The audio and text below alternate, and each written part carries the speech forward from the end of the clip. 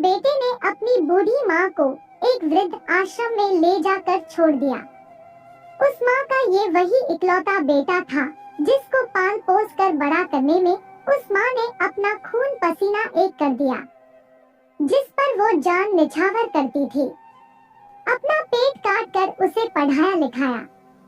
उसने अपने बेटे के लिए वो सब कुछ किया जो एक माँ कर सकती थी, और आज भी उसके बेटे को किसी भी तरह की परेशानी ना हो, इसलिए आश्रम में रहने के लिए भी तैयार हो गई।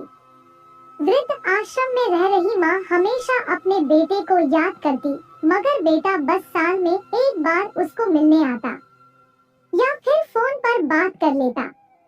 इसी तरह कई साल बीत गए। वृद्ध आश्रम से बेटे को एक दिन फोन आया।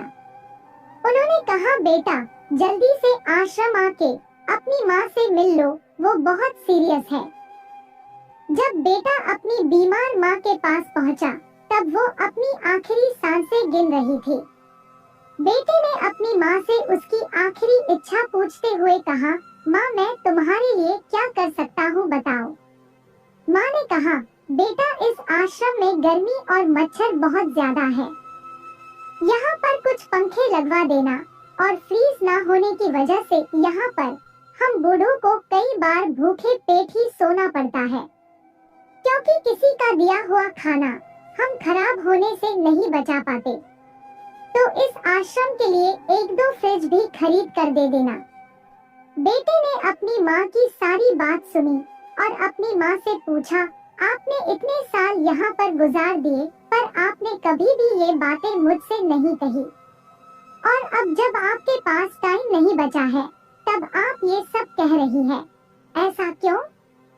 माँ ने बेटे को जवाब देते हुए कहा, बेटा मैंने गर्मी, भूख और पीड़ा सहन कर ली, लेकिन मुझे पता है जब तेरे बच्चे तुझे यहाँ पर छोड़कर जाएंगे तब तू यह सब सहन नहीं कर पाएगा। इसीलिए तेरी सुविधा के लिए मैं तुझे ये सब लगाने के लिए कह रही हूँ। याद रहे, जो जैसा सुलूक अपने माता पिता के साथ करता है, एक दिन उसके बच्चे भी बड़े होकर वैसा ही सुलूक उसके साथ करते हैं। जो अपने माता पिता के बुढ़ापे को देखकर अपना बुढ़ापा याद कर ले, तो वो कभी भी अपने माता पिता को तकलीफ नहीं देगा।